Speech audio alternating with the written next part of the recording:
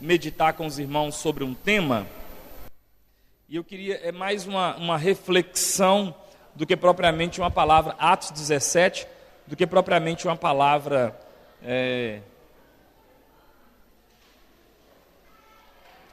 Nós vamos tentar ver bastante versículo hoje, para tentar embasar o que vamos falar, para a gente perceber bastante texto bíblico. Abra sua Bíblia em Atos, capítulo 17, versículo 10 e versículo 11. A palavra de Deus diz assim: E logo durante a noite os irmãos enviaram Paulo e Silas para Bereia. Ali chegados, dirigiram-se à sinagoga dos judeus. Ora, estes de Bereia eram mais nobres que os de Tessalônica. Os de Bereia eram o quê? Os de Bereia eram o quê? Mais nobres do que os de Tessalônica, pois receberam a palavra com toda a avidez, examinando as escrituras todos os dias, para ver se as coisas eram de fato assim. Esse texto que nós acabamos de ler nos conta a história de crentes bereanos e crentes tessalônicos. Bereia era uma cidade, Tessalônica era uma outra cidade. Diz a Bíblia que o apóstolo Paulo vai pregar em Bereia. E quando ele começa a pregar em Bereia, ele percebe que os cristãos que residiam em Bereia, eles eram mais nobres do que os cristãos que residiam em Tessalônica. E por que eram mais nobres? Porque usavam roupas melhores? Porque usavam joias finas? Não, porque os cristãos de Bereia, quando Paulo começou a pregar a palavra, eles receberam a palavra com avidez. E diz o texto bíblico que além de receber com avidez, eles examinavam as escrituras para ver se as coisas eram de fato como Paulo estava falando.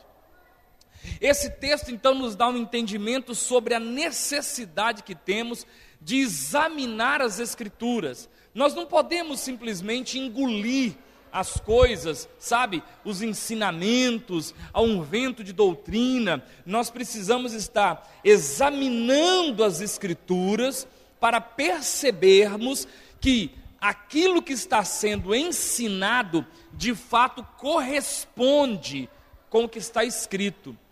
Porque se tem uma coisa que nós temos que nos preocupar é com o que está escrito. Jesus, quando foi vencer o diabo, Jesus não venceu o diabo com axiologia. Jesus não venceu o diabo, por exemplo, assim, usando uma artimanha. A Bíblia diz que Jesus venceu o diabo dizendo o quê? Está escrito. Transforme essas pedras em pães. Aí Jesus dizia, está escrito, nem só de pão viverá o homem. Aí o diabo então leva Jesus a um monte alto e fala, olha, pula daqui, me adora, no pináculo do templo, melhor dizendo, diz, me adora, pula daqui, se você pular daqui, está escrito também. Aí Jesus diz, também está escrito, não tentarás o Senhor teu Deus. Aí ele leva Jesus a um monte alto e fala, eu te dou toda essa glória se você me adorar. Aí Jesus disse, vai Satanás, porque escrito está, ao Senhor teu Deus adorarás e somente a Ele prestarás culto. Então Jesus, Ele vence Satanás pelo poder da palavra, pelo que está escrito. E esses cristãos de Bereia, eles fazem isso. Eles vão observando se de fato aquilo que está sendo ensinado pelo apóstolo Paulo, por Silas, por essa companhia apostólica, se o que eles estavam ensinando de fato estava escrito da forma que ele falou. Então nós precisamos perceber a importância que, como crentes, nós precisamos examinar as escrituras, nós precisamos analisar o texto, nós precisamos ter uma Bíblia sagrada, né? Hoje, com o advento da informática, você tem no celular uma Bíblia, você tem no celular a Bíblia, você tem várias traduções na Bíblia, no celular, mas eu aconselho você a não se acostumar com isso. Eu acredito que o manuseio da Bíblia Sagrada, sabe, o vento das folhas passar no seu rosto, isso tem um quê, sabe, esse negócio de você saber mais ou menos em que localidade o texto se encontra, esse negócio de você riscar na sua Bíblia, isso é muito importante. Eu poderia pegar, aqui até começamos uma época, passando os textos bíblicos ali, e eu comecei a perceber que o povo estava ficando preguiçoso, que o povo começou a não mais procurar na Bíblia. Então eu acho que esse ventinho da Bíblia aqui no seu rosto, isso é de Deus. Por isso que é importante você ter uma Bíblia, para você examinar a Bíblia. Eu quero trabalhar um texto hoje com os irmãos, na verdade um ensinamento que corre à solta, né, nas datas de hoje, e que de vez em quando eu vejo algum irmão liberando um pensamento voltado para essa ideia. Então eu queria caminhar com os irmãos dentro de um entendimento. Vamos falar um pouco hoje sobre maldição hereditária. O que é maldição hereditária? Maldição hereditária, de acordo com quem acredita, é aquele negócio assim: você é filho de alguém que foi muito pecador, alguém que teve uma vida muito devassa, seja lá qual foi a devassidão dessa pessoa.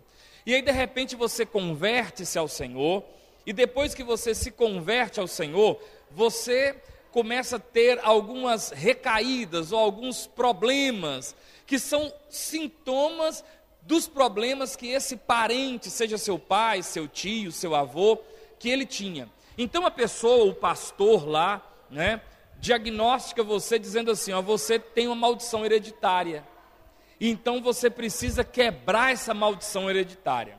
Então, para quebrar essa maldição hereditária, a pessoa ele vai fazer uma série de campanhas, e aí você vai ter que vir aqui 7 dias, e você vai ter que fazer essa oração 7 vezes, e nós vamos ter que ungir você 40 vezes, e no final termina com você dando algum dinheiro para a igreja. Então, aí você tem que dar uma oferta assim, com envelope de prata, de ouro, de bronze. Fato é que essa é a ideia da maldição hereditária.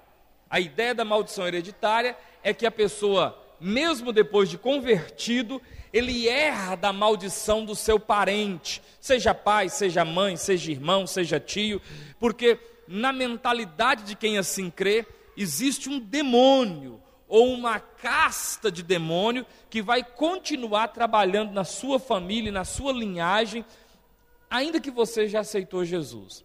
Bom, eu não preciso de dizer para os irmãos que eu não acredito nisso, e essa igreja também não, né? Nós não acreditamos nisso, nós acreditamos na palavra de Deus, e com base na palavra de Deus, você não encontra espaço para crer em maldição hereditária.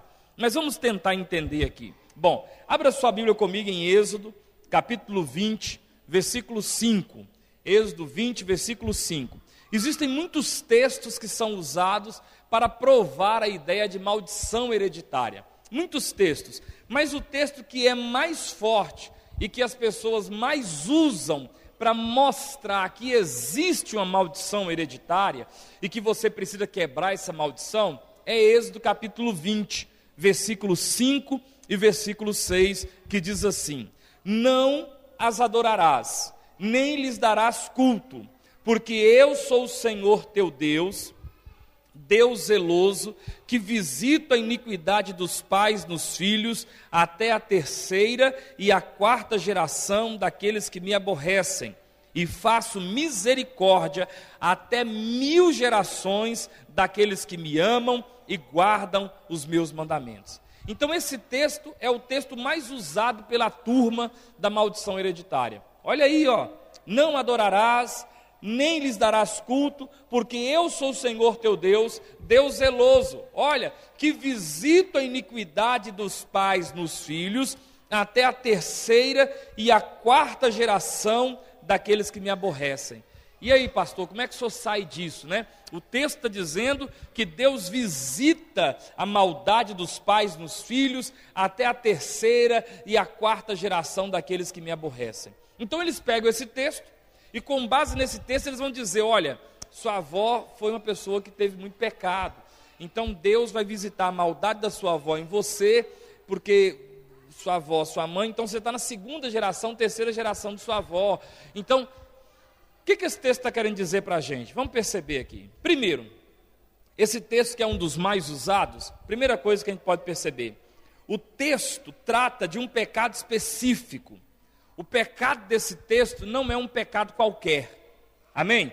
O texto está tratando do pecado de idolatria. Então veja bem, idolatria é o pecado que está explícito nesse texto. Então vamos fazer uma hermenêutica desse texto. A primeira coisa é que esse texto está tratando de um pecado. Ele não tratou de prostituição, ele não tratou de vícios de bebedice, seja lá qual for o vício. Ele tratou de um tipo de pecado, o pecado de ter outro Deus diante de ti. Ok? Então, se existe maldição hereditária com base nesse texto, seria só com base na idolatria. Vamos lá. Segundo, quem visita a iniquidade dos pais nos filhos, diz o texto, é o próprio Senhor e não o diabo. Logo, se é o Senhor que está visitando a iniquidade dos pais no filho, não tem como você quebrar isso, porque como é que você quebra Deus? Quem está entendendo? É Deus dizendo, eu visito a iniquidade dos pais no filho, até a terceira e a quarta geração. Bom, se esse texto é o texto base para maldição hereditária, como é que eu quebro Deus de cobrar alguma coisa? Quem está entendendo? Piorou então, porque ele trata de um pecado específico. Segundo, quem está dizendo que vai cobrar é o próprio Deus, não é um demônio, porque um demônio eu repreendo orando. Essa casta não pode ser repreendida senão com jejum e oração. Então qualquer demônio se repreende com jejum e oração, se repreende dando uma ordem em nome de Jesus. Mas como que eu paro Deus? Terceiro, a visita é feita para os que o aborrecem e não para o cristão nascido de novo. O tempo do verbo é um tempo contínuo. Veja bem, volta lá no texto. Não as adorarás, nem lhes darás culto, porque eu sou o Senhor teu Deus, Deus zeloso, que visita a iniquidade dos pais nos filhos, até a terceira e quarta geração daqueles que me aborreceram. Daqueles que um dia me aborreceram. Como é que está escrito aí? Daqueles que continuam me aborrecendo. Ora, Deus visita mesmo a iniquidade de pais em filhos, terceira e quarta geração, de filhos que continuam aborrecendo a Deus. Mas o texto não diz nada sobre esse filho que se converteu a Jesus. Quem está entendendo? Agora, se a pessoa continua aborrecendo a Deus, é mais que certo que Deus vai atropelar essa pessoa no meio do processo, que Deus vai topar ele no meio do processo. Mas o texto não está dizendo que Deus visita a maldade dos pais dos filhos, naqueles filhos que aceitaram Jesus, naqueles filhos que mudaram de vida, naqueles filhos que se arrependeram em detrimento de tudo que viram e vivenciaram com os pais. Deus não vai visitar a maldade dos pais nos filhos que estão no Evangelho. O texto é muito claro que Deus vai visitar a maldade dos pais nos filhos daqueles que ainda me aborrecem. O tempo do verbo é o tempo contínuo. A pessoa continua aborrecendo Deus. Uma quarta observação desse texto, vem comigo em Jeremias 18. Jeremias 18. E se o filho desse pai se converter dos seus maus caminhos, como é que fica? Tá, então eu sou filho de alguém que deixou Deus com raiva. Os meus pais adoraram tanto ídolo e fizeram tanta coisa errada espiritualmente falando, que irou meu Deus. Mas eu lá nos meus 16, 17 anos, eu me converti a Jesus. E aí, eu continuo carregando essa maldade dos meus pais, mesmo depois que eu me converti a Jesus? Mesmo depois que eu me converti a Jesus, eu continuo debaixo de uma maldição hereditária? Mesmo depois que eu arrependi dos pecados que eu fiz e que meus pais fizeram na ignorância deles, eu continuo debaixo de uma maldição hereditária? Jeremias 18, versículo 7. No momento em que eu falar acerca de uma nação ou de um reino para o arrancar, derribar e destruir, se a tal nação se converter da maldade contra a qual eu falei, também eu me arrependerei do mal que pensava fazer-lhe. E no momento em que eu falar acerca de uma nação ou de um reino, para o edificar e plantar, se ele fizer o que é mal perante mim e não der ouvidos à minha voz, então me arrependerei do bem que houver dito que lhe faria. Quem entendeu?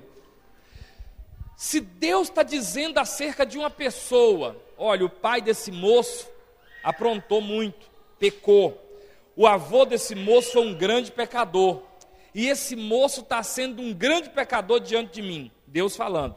Então agora chegou a hora de eu executar a sentença contra esse moço. Só que quando Deus vai fazer isso, o moço se converte. O que Deus disse aqui no texto? Deus se arrepende do mal que haveria de fazer contra ele. É lógico que arrependimento aqui em Deus é uma palavra que a gente vai entender em teologia. Como é que chama a palavra? Antropopatia. Aplicar sentimentos humanos a Deus para que o humano compreenda. Deus não se arrepende, mas é só para que eu compreenda o que Deus quer dizer. Então, agora, se Deus diz assim, eu vou abençoar esse moço, porque o pai dele foi um grande adorador, o avô dele foi um grande adorador, e esse moço também é um grande adorador. Aí no momento que Deus está para abençoar a pessoa, essa pessoa começa a fazer tudo errado na vida. O que Deus faz? Deus abençoa ele por causa dos pais dele? Deus abençoa ele por causa do avô dele? Não. Agora, Deus pune alguém por causa do pai, conforme esse texto? Deus pune alguém por causa do avô? Não. Se Deus fosse fazer o mal contra a pessoa, cobrando dele uma justiça, e ele se arrepender, Deus não vai levar em conta o que os pais dele fizeram. Deus vai levar em conta o arrependimento dele. Deus quer abençoar alguém e essa pessoa então ela começa a aprontar, sai dos caminhos do Senhor e se afunda, se embrenha num tremedal de lama. Todo o bem que Deus iria fazer, Deus também não vai fazer. Quem está entendendo até aqui? Então veja bem, Gálatas capítulo 3, versículo 13. Outro detalhe interessante ainda dentro de Êxodo 20, é que esse texto, essa maldição, ela foi proferida no tempo da lei. Essa maldição de Êxodo capítulo 20, versículo 5 e versículo 6, ela foi uma maldição proferida no tempo da lei. Agora Gálatas capítulo 3, versículo 13 está escrito assim, vamos lá? Cristo nos resgatou da maldição, fazendo-se Ele próprio em nosso, porque está escrito, maldito todo aquele que for pendurado em madeiro. Então, quando nós vamos fazer uma hermenêutica de Êxodo capítulo 20, versículo 5 e versículo 6, nós percebemos essas 5 verdades. Primeiro, o texto fala de um pecado só, o pecado da idolatria. Segundo, quem visita para cobrar a iniquidade dos pais, dos filhos, é o próprio Deus. E não existe mandinga, não existe campanha, não existe oração que para Deus. Porque operando Deus, nem Faraó conseguiu. E bem que ele tentou. Em terceiro lugar, a visita é feita para os que ainda continuam aborrecendo a Deus, porque aprenderam isso dos pais. Mas aquele que viu os pais aborrecer a Deus, mas ao longo da caminhada se encontrou com Cristo e converteu-se a Cristo, tudo que ficou para trás ficou. Amém ou não amém?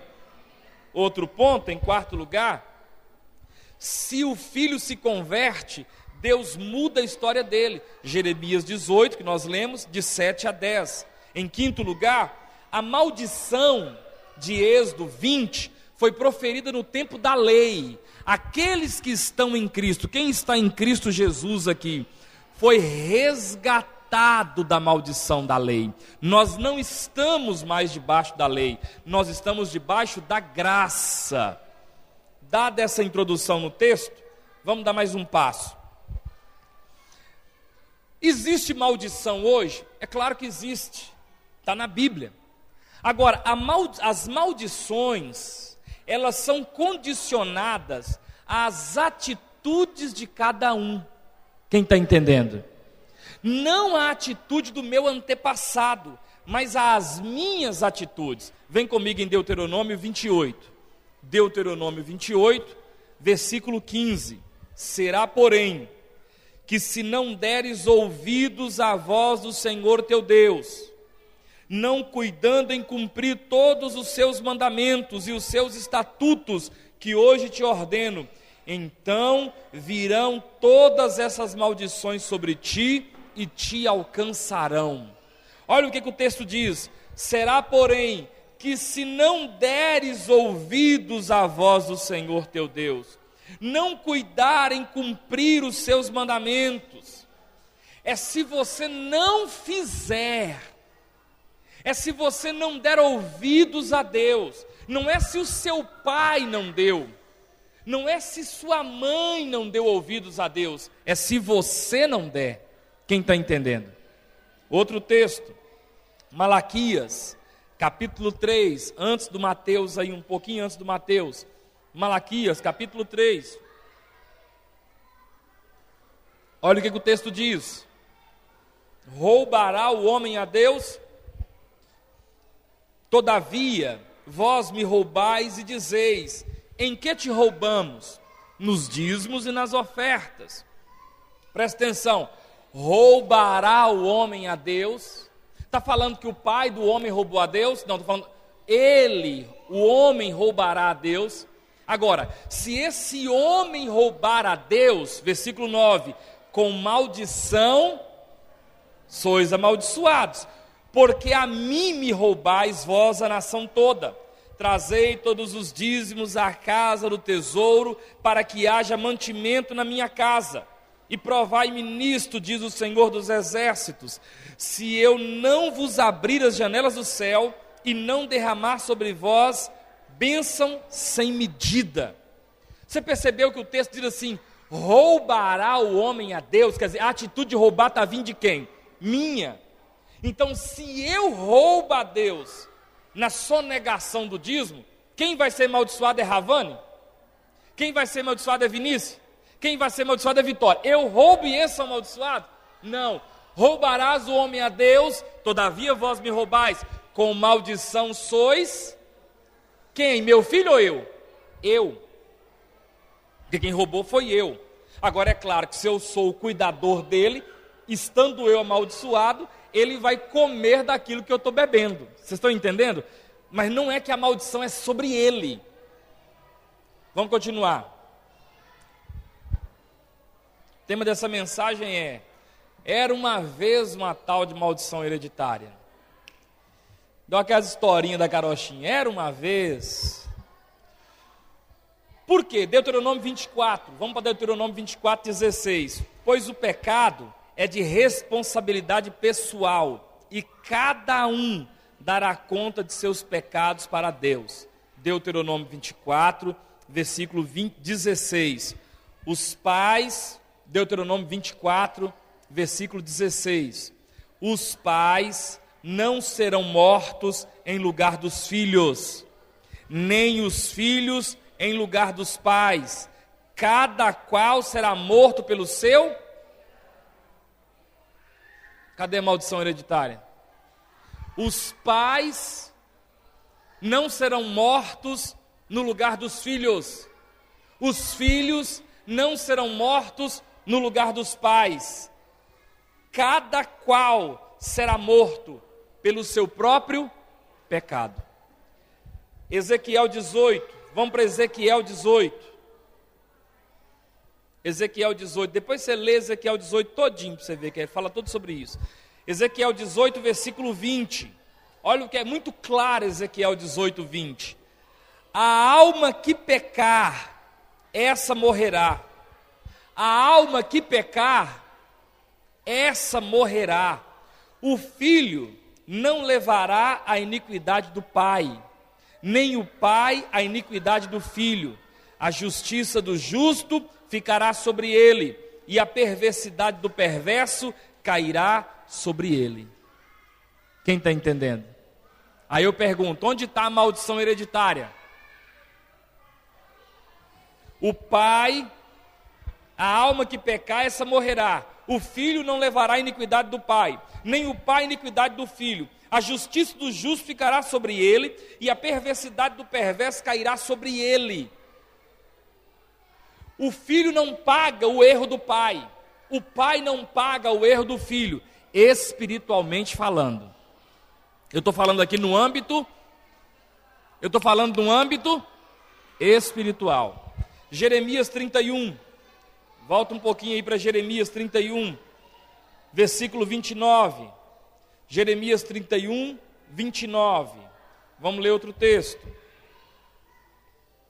Naqueles dias, já não dirão: os pais comeram uvas verdes, e os dentes dos filhos é que se embotaram. Cada um, porém, será morto pela sua iniquidade. De todo homem que comer uvas verdes, os dentes se embotarão. Firmada nova aliança com Israel. Então o que acontece? Se eu como a uva verde, não é os dentes dos meus filhos que embotam. Se eu como uva verde, o resultado não vai dar nele. Se eu como uva verde, o resultado não vai dar no meu pai. Quem está entendendo? Se eu como a uva verde, ou a manga verde aqui para nós, o dente de quem é que vai ficar elétrico? O meu. O que ele está querendo dizer aqui? Quem peca é que carrega a culpa. Eu não peco para meu filho pagar.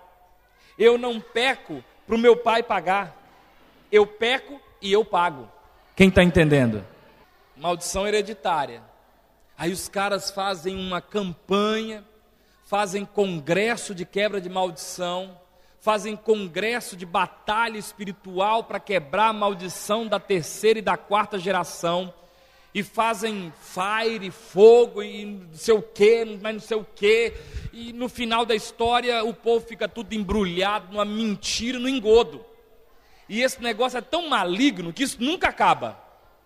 Vem um pastor hoje poderoso, geralmente não vem pastor, mas vem apóstolo, bispo, e o cara vem, faz uma campanha de quebra de maldição, tira a sua urucubaca, mas você já aceitou Jesus, já foi batizado, lê a Bíblia, toma ceia e ainda precisa estar sendo quebrado maldição na sua vida? Toda vez que vem um pastor, você tem que dar uma oferta para quebrar uma maldição, porque o negócio deu errado. Esse negócio não está dando errado, não é porque você é ruim negociador, não? Esse negócio não está dando errado, não é porque você é gastador demais, não? Será que ao invés de transferir isso para maldição hereditária, não era mais curador alguém dar você uma coça, esfregar a sua cara? Não era melhor sua mulher chamar a sua atenção, você passar a administração financeira da sua casa para a mão dela, que talvez administre melhor? Ah não, eu tenho uma maldição, eu vejo um demônio. Rapaz, vai ver demônio lá no inferno. Eu sou crente. Quem é crente aí? Sou crente, lavado, remido, no sangue do Cordeiro. Não, contra mim não vale não. Não vale, irmãos, eu sou incrédulo. Se vocês têm dúvida, eu vou deixar bem claro. Eu sou incrédulo para tudo que não é bíblico. Não acredito. Não acredito. Poeira, cisquim. Não creio. Creio no que está na Bíblia. E a Bíblia diz que quem está em Cristo Jesus, nova criatura é. As coisas velhas já passaram e eis que tudo se fez novo. É isso que eu creio. Eu creio que o Espírito de Deus que está em mim é maior do que o espírito do capeta que está lá no mundo. Isso eu creio. Mas não, porque sua mãe, rapaz, eu sou filho de uma prostituição. Eu nem conheço meu pai. Então quer dizer agora que eu carrego a maldição. Antes de ter Cristo na vida, eu acreditava em mula sem cabeça, em lobisomem, em vampiro, e até queria virar o Wolverine. Mas depois que eu aceitei Jesus, acabou. Amém ou não amém? Vamos continuar aqui então. Os efeitos de uma vida de pecado podem passar para os filhos, sim. Uma pessoa que vive uma vida de pecado pode passar para os filhos a consequência dos pecados. Mas isso é questão de consequência de pecados e não de transferência espiritual. Quem está entendendo? Uma pessoa que vive uma vida dissoluta no pecado, ele vai transferir um problema para os filhos, mas não espiritualmente falando, e sim consequentemente falando. Um moço que faz coisas erradas, automaticamente vai atrapalhar a sua família, mas não porque há uma maldição espiritual, sim porque há uma consequência de atitudes, que mesmo as consequências podem ser superadas. Amém ou não amém? Podem ser superadas. Porque Jesus, irmãos, ele faz aquilo que a gente nunca pensou que ele ia fazer. Primeiro, receber a gente para ser filho de Deus. Você acreditava que um dia você ia ser uma mulher de Deus? Um homem de Deus? Um crente? Que eu nunca pensava nisso. Para que milagre maior do que me receber? A Bíblia diz que ele veio para os que eram seus, mas os seus não receberam, e todos quantos nele creram, deu-lhes o poder de serem feitos filhos de Deus. Você sabia, rapaz, você é filho de Deus. Você é filho do Zeca. Dançava com gado, bebia cachaça. Morava lá na roça, furou gente de faca, deu tiro nos outros. Você. Pois é. Isso para mim é o maior milagre, Deus me receber. Agora, de acordo com os adeptos da maldição hereditária, para se quebrar tais maldições, a pessoa precisa ir até eles e fazer um mapeamento espiritual. Aí você vai contar tudo de sua vida, aí ele vai fazer de você uma árvore genealógica, vai pegar toda a sua família, escrever num papel os negócios de sua família, e depois vai começar, quebrar essas maldições da sua árvore genealógica. Deixa eu te contar um negócio aqui. Aquilo que eu fiz em oculto, só pensar é vergonhoso. E eu vou contar para você, eu vou contar minha vida para você. Rapaz, todos os meus pecados foram lançados no mar do esquecimento. E nesse mar tem uma plaquinha assim, ó, proibido pescar. Não vou te contar nada. Diga para o irmão que está do seu lado, não vou te contar nada. Contar minha vida para você não. Aí você chega, senta para um pastor, para um impostor, e começa a contar toda a sua história. Porque eu era minha mulher, meu marido, eu traí. Aí o dia que ele ficar com raiva de você, ele te ameaça com essas informações. Não, de jeito nenhum. Já confessei para Deus, já acabou esse negócio, amém ou não amém? Mas fazer mapeamento com GPS, não com minha vida. Agora presta atenção em 1 Timóteo 1. 1 Timóteo capítulo 1. Olha o que está escrito aí, 1 Timóteo capítulo 1, versículo 3. Quando eu estava de viagem rumo à Macedônia, te roguei permanecesses ainda em Éfeso para admoestares a certas pessoas, a fim de que não ensinem outra doutrina.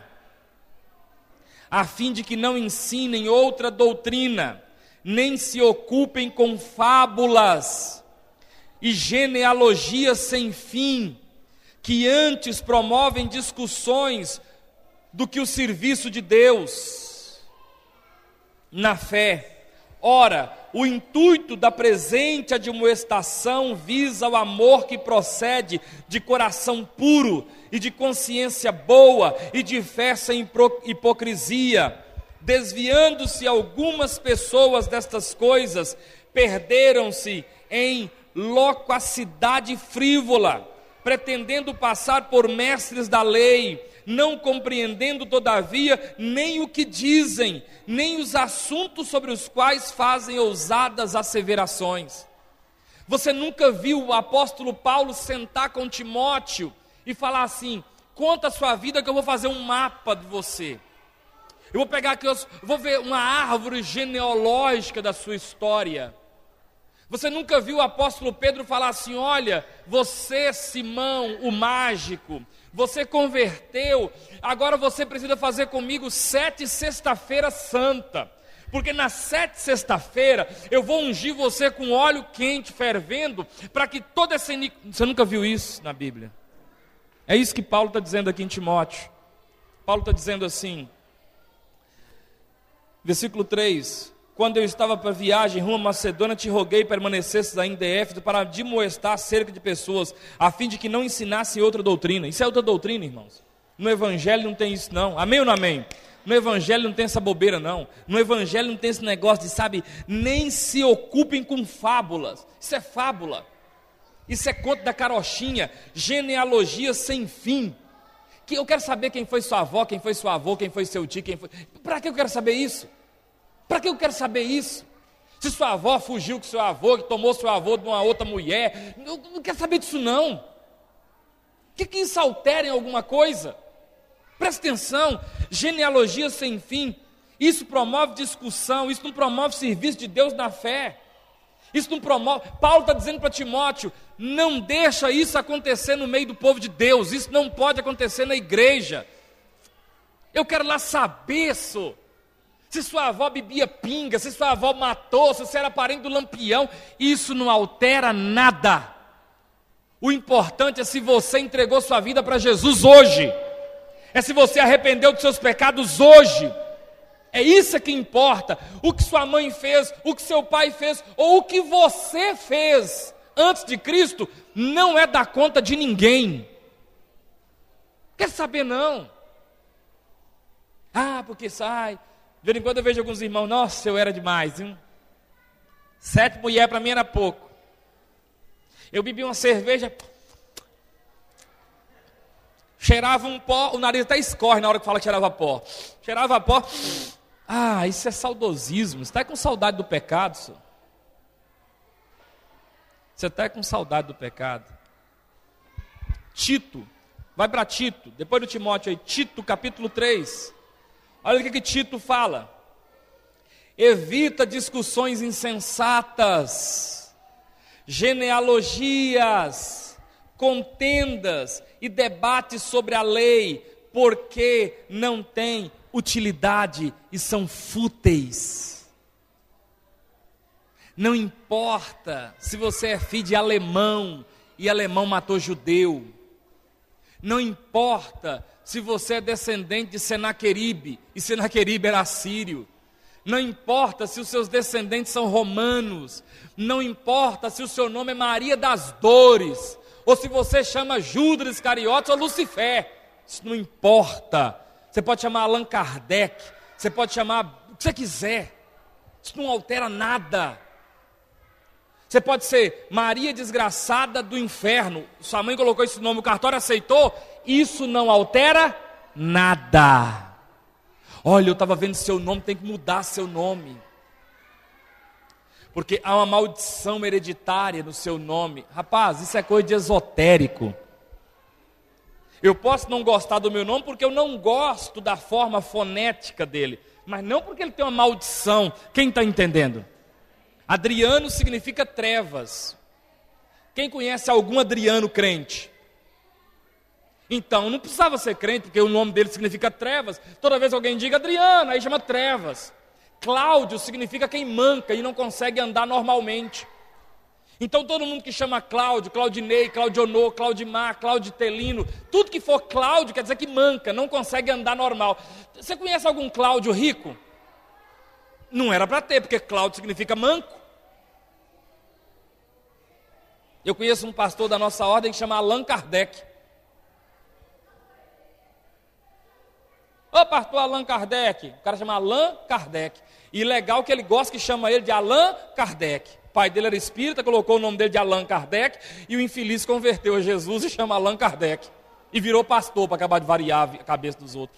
Eu imagino um cara desse convertendo numa igreja dessa que o pastor gosta de quebrar maldição. Não chamarás mais Allan Kardec. Chamarás Allan de Jesus. Não, é Allan Kardec.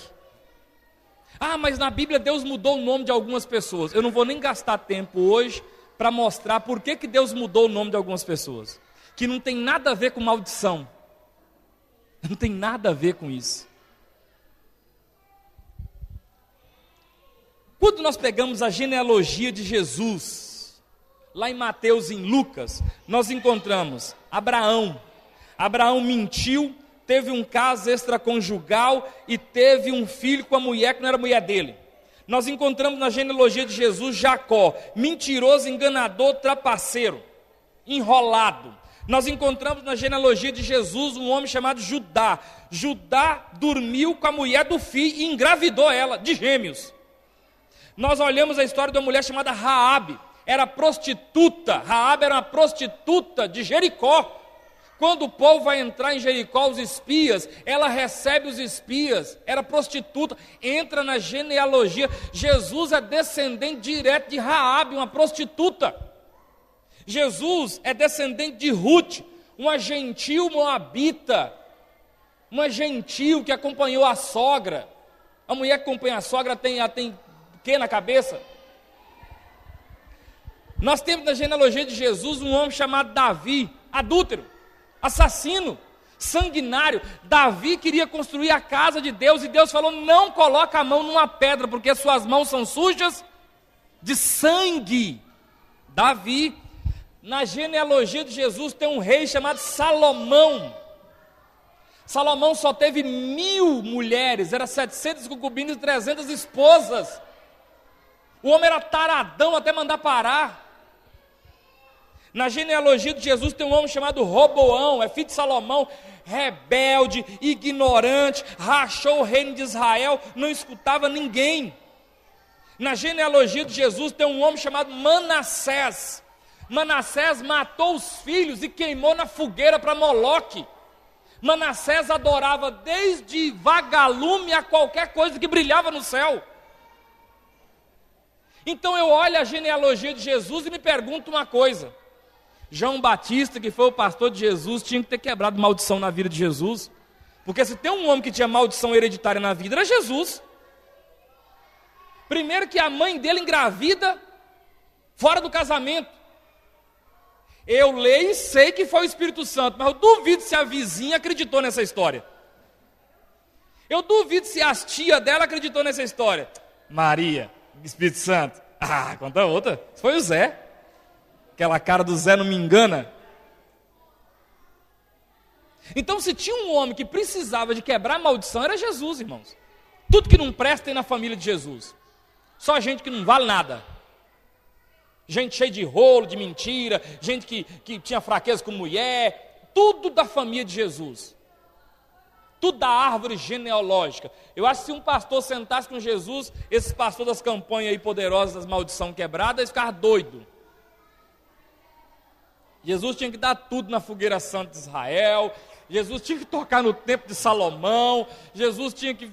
Nossa, Jesus estava lascado, porque ele só tem gente ruim na família dele. É prostituta, é adúltero, é homem que pega a nora. A nora, é nora, né? Mulher do filho é nora. A nora, engravida a nora.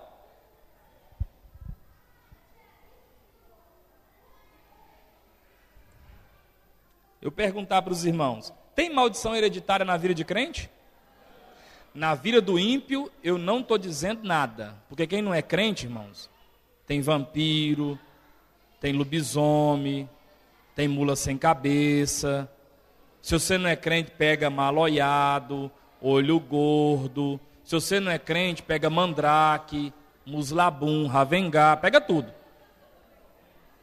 Mas para quem aceitou Jesus como seu único Senhor e suficiente Salvador, eu quero ler agora, para acabar, alguns textos da palavra de Deus, que por si só dizem para nós muita coisa. Primeiro, Romanos capítulo 8, versículo 1. Romanos 8, versículo 1.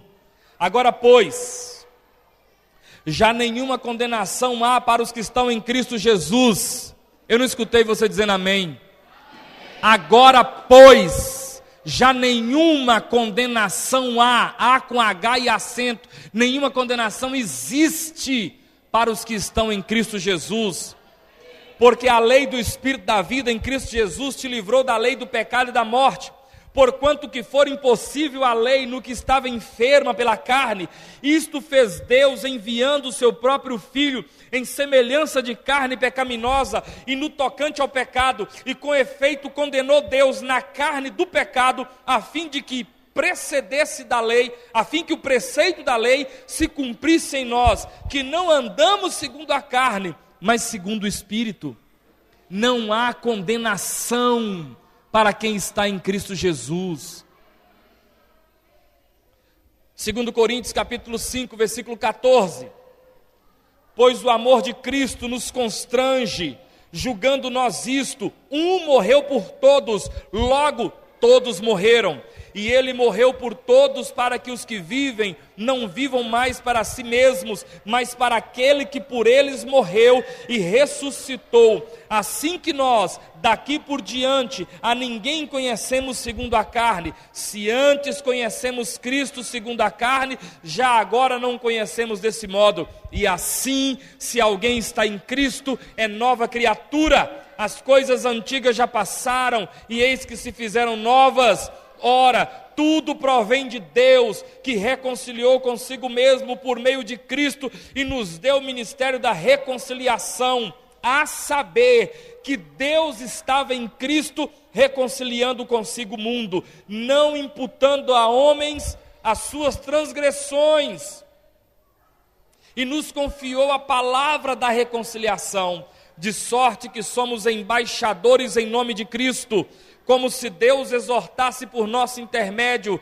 Em nome de Cristo, pois, rogamos que vos reconcilieis com Deus. Aquele que não conheceu o pecado, Ele o fez pecado por nós, para que nele fôssemos feito justiça de Deus.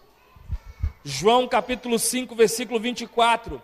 Em verdade vos digo, quem ouve a minha palavra e crê naquele que me enviou, tem a vida eterna. Não entra em juízo, mas passou da morte para a vida. Você crê em Jesus como seu único Senhor e suficiente Salvador? Você tem a vida eterna. João 3,16. Porque Deus amou o mundo de tal maneira que deu o seu Filho unigênito, para que todo aquele que nele crê não pereça, mas tenha vida eterna. Porquanto Deus enviou o seu Filho ao mundo, não para que julgasse o mundo, mas para que o mundo fosse salvo por ele. Quem nele crê não é julgado. Quem nele crê não é julgado. O que não crê já está julgado, porquanto não crê no nome do unigênito Filho de Deus. O julgamento é este: que a luz veio ao mundo, e os homens amaram mais as trevas do que a luz, porque as suas obras eram más. Pois todo aquele que pratica o mal aborrece a luz e não se achega para a luz, a fim de não serem arguidas suas obras. Quem pratica a verdade aproxima-se da luz, a fim de que as suas obras sejam manifestas, porque feitas em Deus. Quer ir para o inferno? Quer ser amaldiçoado? Não aceita Jesus. Quer ter qualquer praga ruim quebrada na sua vida? Aceita Jesus, porque quem tem o Filho tem a vida, e quem não tem o Filho de Deus não tem a vida. É simples assim. Sabe qual é a maldição? É de não ter Jesus como seu Senhor e seu Salvador. Essa é a maldição que você precisa se livrar dela. Olha o que diz em João capítulo 8, versículo 31. Disse, pois, Jesus aos judeus que haviam crido nele: se vós permanecerdes na minha palavra, sois verdadeiramente meus discípulos, e conhecereis a verdade, e a verdade vos libertará. Versículo 36, se pois o Filho vos libertar, verdadeiramente sereis livres. Gálatas capítulo 3, versículo 13. Cristo nos resgatou da maldição da lei, fazendo-se Ele próprio maldição em nosso lugar, porque está escrito: maldito todo aquele que for pendurado em madeiro, para que a bênção de Abraão chegasse aos gentios em Jesus Cristo, a fim de que recebêssemos pela fé o Espírito prometido. Mateus 11, 28.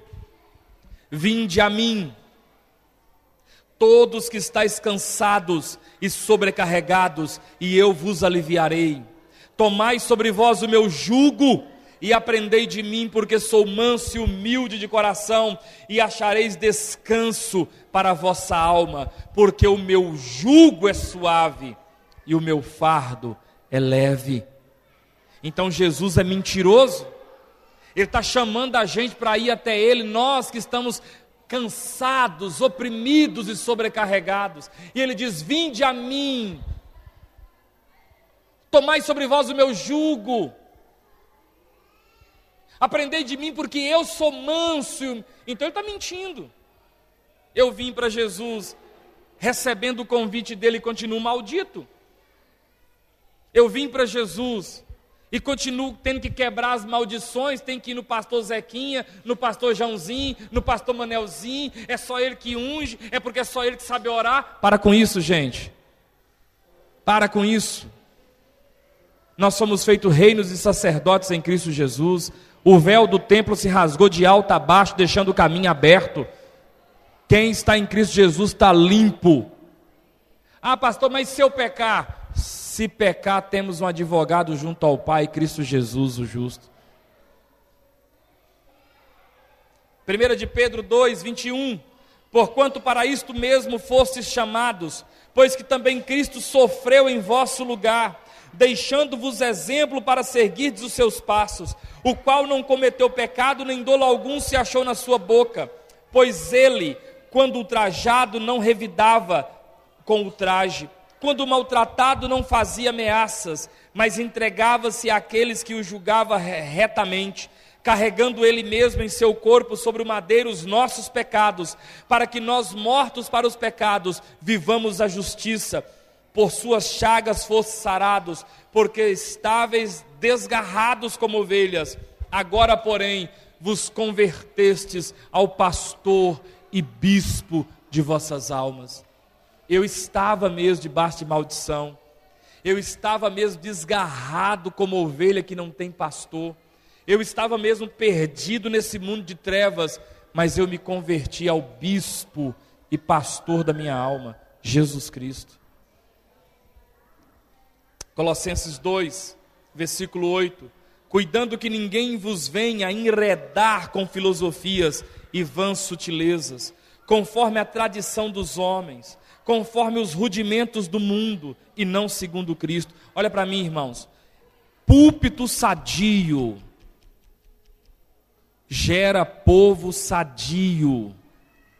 Eu posso até não ter um púlpito alegórico, eu posso até não ter um púlpito tão fogo puro, mas é sadio. Não tem carochinha não.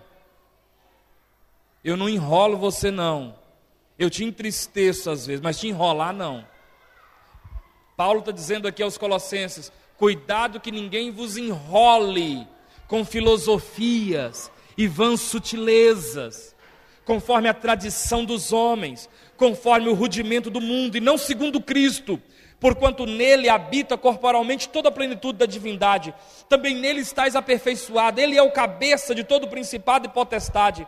Nele também fossem circuncidados, não por intermédio de mãos, mas no despojamento do corpo da carne, que é a circuncisão de Cristo, tendo sido sepultados juntamente com ele no batismo, no qual igualmente fosse ressuscitado mediante a fé no poder de Deus, que o ressuscitou de dentre os mortos, e a vós outros que estáveis mortos pelas vossas transgressões, e pela incircuncisão da vossa carne, vos deu vida juntamente com ele, perdoando todos os nossos delitos, tendo cancelado o escrito de dívida que era contra nós, que constava de ordenanças, o qual nos era prejudicial, removeu inteiramente, encravando-o na cruz, e despojando os principados e potestades, publicamente os expôs ao desprezo, triunfando deles na cruz.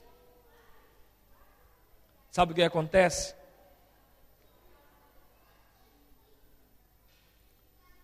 É que a mensagem do Evangelho, sendo pregada do jeito que ela é, parece que não dá ibope. Ibope é embromar. Tião, você é filho do Batata, né? Aquele velho era terrível. E você é desse jeito por causa do seu pai. Mas seu pai era desse jeito por causa do seu avô. Então eu estou vendo aqui que você precisa fazer 7 sexta-feira brava comigo. Tem que dar uma oferta, é claro, né? Porque sem oferta não desata. Aí tem uns papos, né? Tem uns H. Não precisa disso não, irmãos. Você tem que aceitar Jesus. Você tem que abandonar os seus hábitos antigos. Para concluir, Romanos 14, 12. Assim, pois, cada um de nós dará contas de si mesmo a Deus. Cada um de nós dará contas de si mesmo a Deus. A conclusão é o seguinte: não tem maldição hereditária para crente. Se você é crente em Jesus, não entra nessa balela. Não precisa mudar seu nome. Não precisa colocar uma letra a mais ou tirar uma letra a menos. Não precisa se preocupar com a cor de roupa. Você tem que preocupar em entregar sua vida para Cristo. Você tem que preocupar em confessar seus pecados e abandoná-los. É isso que você tem que preocupar. Você tem que preocupar em abandonar velhos hábitos, que talvez sejam a maldição na sua vida. Mentira, engodo, um coração ruim que não perdoa. É isso que você tem que ir abandonando. Mas não se preocupe com esse negócio de, olha, Sirlene, eu estou olhando, sabe, parece que eu vejo um negócio, não sei, depois eu te falo, vamos orar. Isso é lero-lero. Isso é lero-lero. Então você converteu a Jesus, entregou sua vida para Ele, e Jesus não foi poderoso o suficiente para te lavar. Precisa que eu, com os meus superpoderes de meninas superpoderosas, coloque meus dotes espirituais em ação para... Meu irmão, Jesus é tudo que você precisa. Ele é poderoso. Abandone os seus atos ruins. Abandone práticas erradas. Pecou, confessa e deixa. E alcançarás misericórdia. Eu preciso que você ore por mim. Eu preciso dessa questão da comunhão. Eu tenho fraquezas, eu preciso disso. Eu preciso estar ouvindo a palavra. Mas o que o meu pai, que eu nem sei o nome, fez, não tem nada para a minha vida depois que eu aceitei Jesus. Quem está entendendo? Em Cristo Jesus, os pais não abençoam hereditariamente e nem os pais amaldiçoam hereditariamente. Porque se fôssemos pegar a maldição hereditária, também teríamos que pegar a bênção hereditária. Porque o texto é muito claro. Eu visito, diz o Senhor, a maldade dos pais nos filhos, na 3ª e 4ª geração daqueles que me aborrecem. Mas faço misericórdia a 1000 gerações daqueles que me amam. A gente só precisava ter um crente a cada 1000 pessoas da nossa família. A gente pagava ele para ele ficar crente direitinho, e aí a gente podia aprontar, porque a bênção dele passaria para nós. Não. A alma que pecar, essa morrerá. Cada um de nós daremos conta de nós mesmos a Deus. Amém, amados? Então, coloca a sua mão sobre a sua cabeça assim, diga comigo: Senhor meu Deus, toda maldição que eu tive um dia foi quebrada quando eu entreguei a minha vida nas mãos de Jesus. O meu Jesus é poderoso para fazer infinitamente mais do que tudo que eu pedi ou preciso. Eu não preciso de um pastor poderoso para orar por mim. Eu não preciso de uma campanha super milagrosa para resolver algum problema meu. Eu já tenho tudo que eu preciso. Eu tenho o Espírito Santo, eu tenho a palavra, eu tenho o sangue de Jesus, eu tenho o nome de Jesus, e estas coisas são armas poderosas em Deus para me abençoar. Dê uma salva de palmas a Deus. Aleluia. Glória a Deus. Que a graça de Deus, Pai, as consolações do Espírito Santo e o amor de Cristo Jesus, o nosso Senhor, esteja sobre a tua vida, hoje e para todo sempre. Deus te abençoe, abençoado.